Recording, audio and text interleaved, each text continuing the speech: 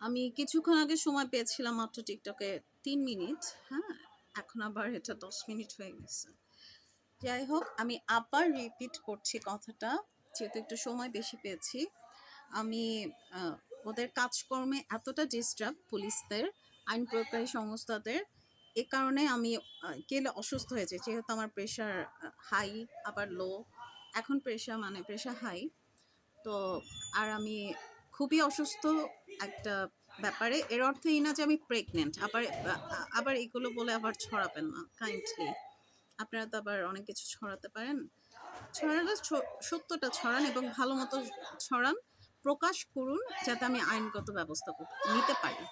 শুধু একতরফা ব্যবস্থা নিলে তো হবে না যে একতরফা একটা বলে দিলাম, এটা ভাইরাল করে দিলাম, কিন্তু তারও যাকে নিয়ে আপনারা কিছু ভাইরাল করবেন বা কিছু করবেন তারও তো কোনো সে থাকতে পারে, তাই না? সেও তো লিগাল স্টেপ নিতে পারে, তার তো সেই রাইটস আছে।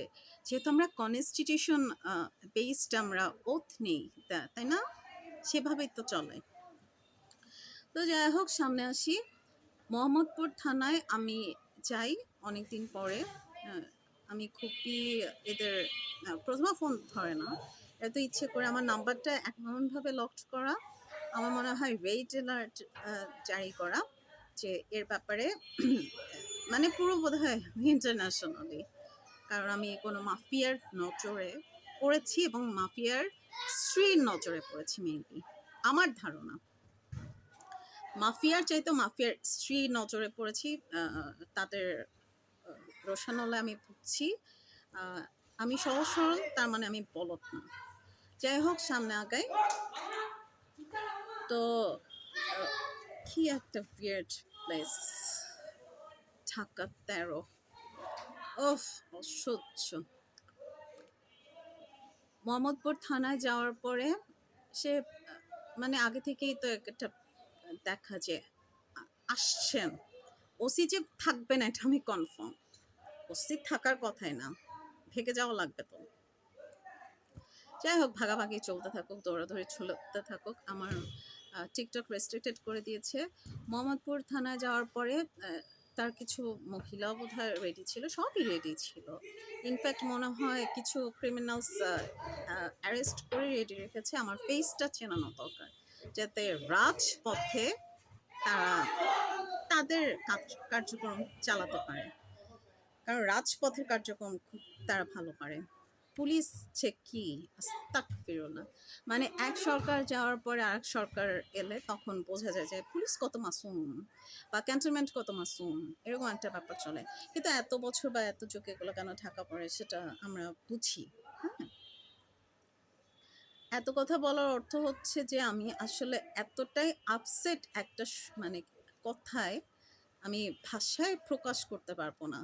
আমি মুসলিম দেশে আছি, এটা কোন ধর্মের দেশ আমার এটা জানা দরকার। তারপর আমি ডিসাইড করব যে আমি কোন ধর্মটা অবলম্বন করব। আজান দেওয়ার দরকার নেই তাহলে। তো আমি যখন অনেক কিছু কোয়েশ্চেন করলাম আমার এই 14 সেপ্টেম্বর 2025-এর ব্যাপারে, প্রথমেই একটু অভিনয় করলো যে সে খুব ভালা, আসলে তো সে ভালো না। তো যখন আমি ডিপার হচ্ছিলাম, কোয়েশ্চেন করছিলাম, তার রাগ বেড়ে গেছে। হ্যাঁ, তো একবার বলে সে, এই একে ঘাড় ধাক্কা দিয়ে বের করে দেন। মহিলা পুলিশ কোথায়? তার কোনো পুলিশ ড্রেস নেই। মনে হয় কি ওরা আয়া রেখেছে নাকি? হ্যাঁ, ওরা আয়া রেখেছে, মহিলার কোনো ড্রেস ছিল না। তারপর হচ্ছে নেম প্লেট কিছু ছিল না, তা কিন্তু সে আমাকে টাচ করেনি। আমি বলি কি, হ্যাঁ, ঘাড় ধাক্কা দিয়ে বের করেন। বের করতো। তারপর হচ্ছে আবার আরেকবার বলে হচ্ছে যে, এই ওরে অ্যারেস্ট করেন। আমি তখন বললাম যে হ্যাঁ, অ্যারেস্ট করেন, অ্যারেস্ট করে আমাকে কোর্টে চালান দিয়ে দেন। এর মধ্যে আমি আবার গন্ধ পাচ্ছি কে স্মোক করছে। আমি তখন কোয়েশ্চেন করলাম, পুলিশ স্টেশনের ভিতরে কে স্মোক করছে? তখন একটু হতভম্ব হয়ে গেছে, এখন কিছু বলা লাগবে তো, মানে তাদের দোষ কি?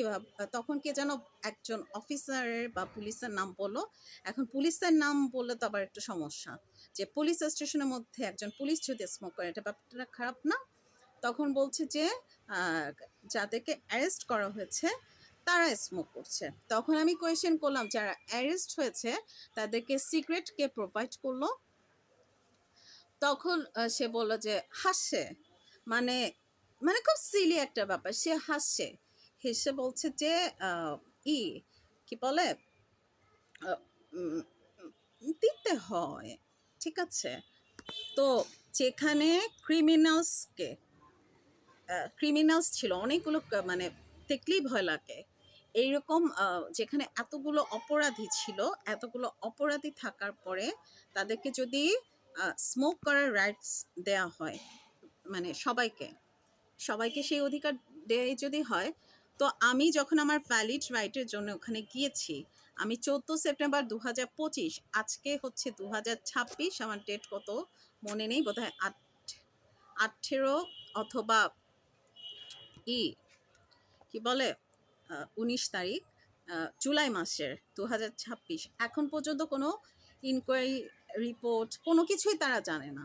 এবং বক্সি আমাকে আমার ভিডিও জানি কে লাস্টলি এডিট করে, তারপর ভূমিকম্পের মতো কাঁপায়, অনেক কিছু চেঞ্জ করে। এখন কথা হচ্ছে আহ, ই এর মধ্যে তারা কোনো কিছু করতে পারেনি, কিন্তু বক্সি ডিসেম্বর মাস থেকে আমাকে 3টা নোটিশ পাঠিয়েছে, এবং নোটিশটা ধান্দাবাজি ছিল। এক পুলিশ অফিসার এইটা বলে ফোন দিয়ে, এক অফিসার আবার আসে এবং 1 মাস পরে নোটিশ পাঠিয়েছে। নোটিশ লেখা আছে সে উপস্থিত হয়নি। আমি তো নোটিশের খবরই আমি জানি না, উপস্থিত থাকবো কিভাবে? হাজির হওয়ার জন্য কথা বলেছে, অথচ সে ক্রিমিনালসের সাথে কোনো কন্ট্যাক্ট করেনি। ক্রিমিনালসদের ওদের এফপিআইডি থেকে শুরু করে পাসপোর্ট, তারপর হচ্ছে এনআইডি কার্ড, সব কিছু দেওয়া আছে। গ্রামের নিকটবর্তী কোনো থানার সাথে কন্ট্যাক্ট করেনি। তার মানে ভাই বলতে গেলে, মানে তার রিলেটিভ, তার জানের জান, তার ফোন নাম্বার দেওয়া ছিল, সেখানেও তারা যোগাযোগ করেনি। ইনফ্যাক্ট আমার মোবাইল আমার ইউটিউব চ্যানেল, জিমেল সব হ্যাক করে রেখেছে, এখন তো রেস্ট্রিক্টেড করে রেখেছে যাতে কেউ জানতে না পারে যে এই মেয়ের সাথে কি হবে, পৃথিবীর কেউ আর জানতে পারবে না।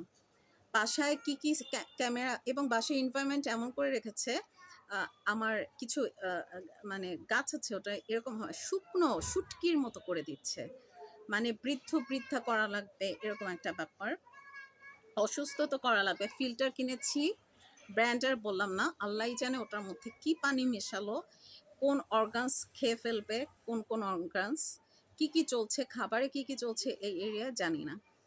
তো লাস্টলি অ্যারেস্ট করার কথা যখন বললো, আমি বললাম যে হ্যাঁ আমাকে অ্যারেস্ট করেন, অ্যারেস্ট করে কোর্টে চালান দিয়ে দেন। তো এত সুন্দর করে অবশ্য বলিনি, হ্যাঁ অ্যারেস্ট করেন, করুক অ্যারেস্ট, কোর্টে চালান দিয়ে দেন।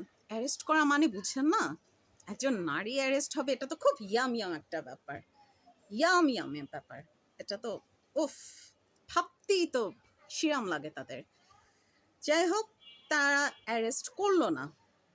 তো অ্যারেস্ট না করাতে